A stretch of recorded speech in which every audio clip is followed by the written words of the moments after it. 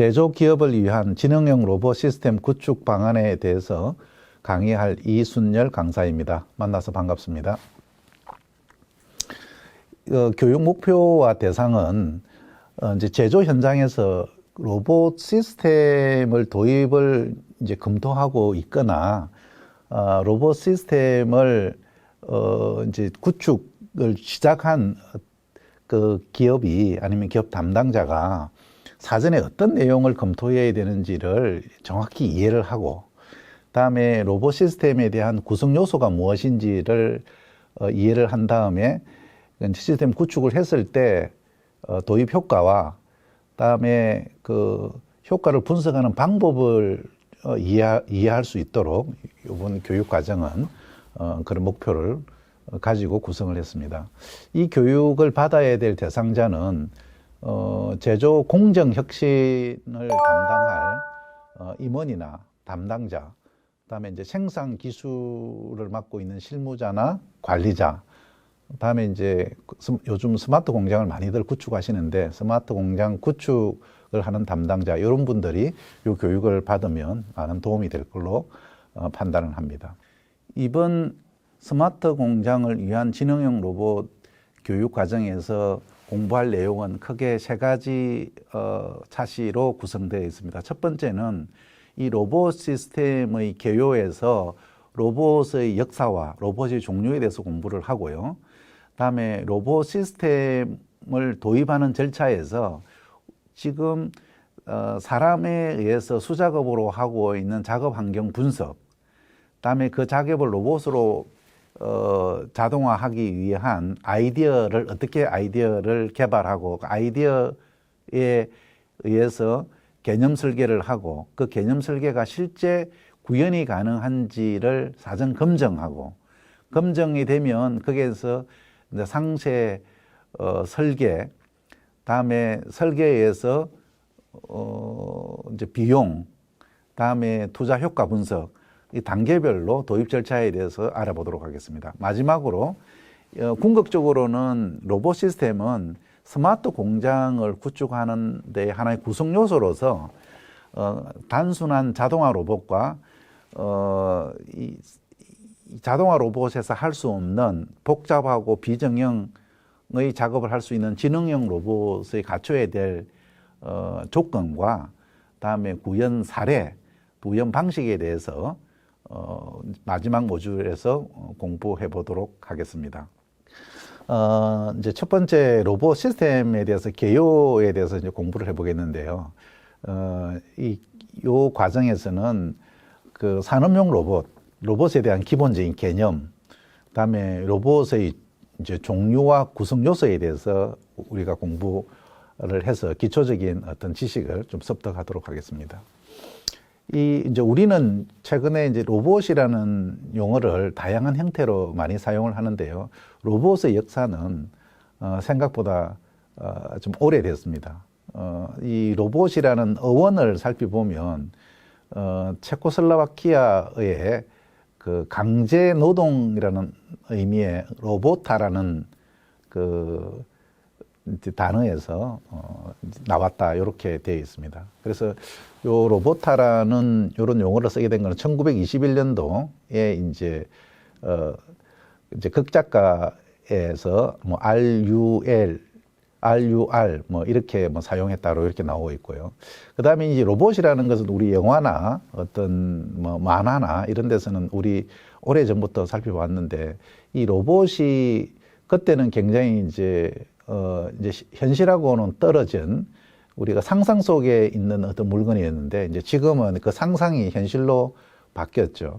그래서 상상의 세계에서 로봇이 우리 삶 속에 우리와 같이 로봇이라는 게 이제 같이 공간에서 활동을 했을 때는 여러 가지 편리한 점도 있지만 로봇이 굉장히 위험할 수도 있기 때문에 이 로봇이 인간이 만든 로봇이 어떠해야 된다라는 로봇의 윤리에 대해서 1941년도에 로봇의 윤리에 대해서 또 로봇이 가져야 될 어떤 기능이나 규칙에 대해서도 언급을 한 바가 있고요. 그래서 지금도 이 로봇을 우리가 사용할 때 로봇이 가져야 되는 기능적인 거나 그다음에 로봇 시스템에 대한 어떤 동작에 대해서 어떤 윤리를 1, 2, 3이라는 이제 원칙을 그때 만들어 놓은 원칙이 지금도 굉장히 의미 있게 우리가 받아들여야 된다고 봅니다.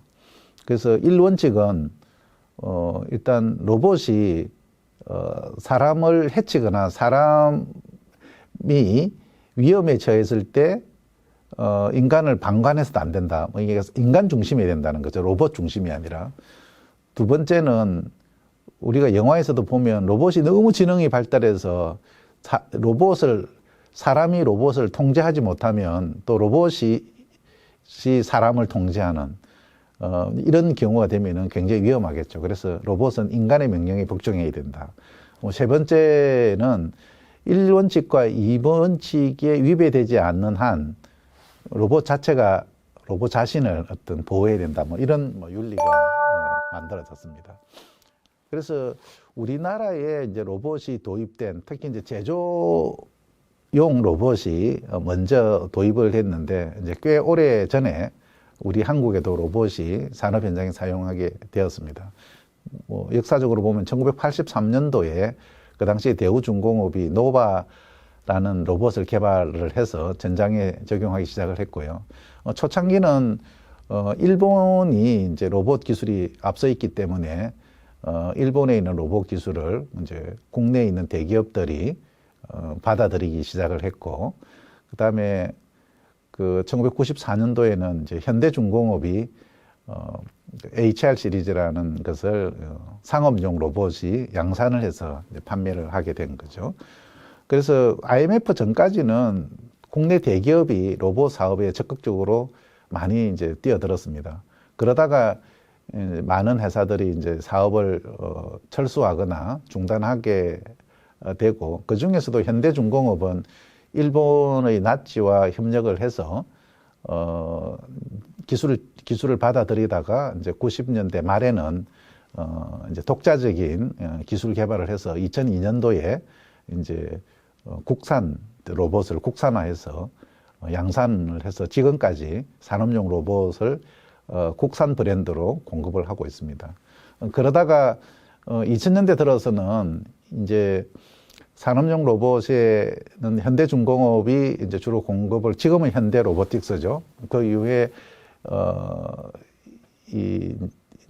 두산, 한화, 레인보우 로보틱스, 유로메카 등 많은 기업들이 이제 로봇 산업에 뛰어들었는데, 이제 협동 로봇 분야에 새로운 이제 미래의 협동 로봇의 시장이 크기 때문에 협동 로봇 분야에 많은 회사들이 참여하게 됐습니다.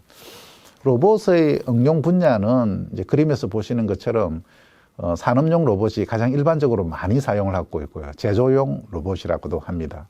그 다음에 이제 의료용에도 요즘은 로봇 수술이 굉장히 보편화되고, 이제 사람에 의해서 수술하는 것보다도 로봇에 의해서 수술하는 게 더 안전하고 더 정확하게 수술할 수 있는 그런 단계에 도달했습니다.